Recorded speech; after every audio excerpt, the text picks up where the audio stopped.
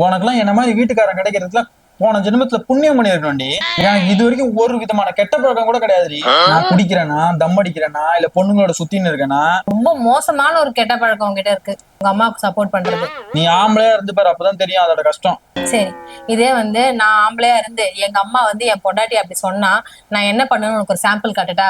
இப்ப நீ தான் உங்க அம்மா, நான் தான் நீ.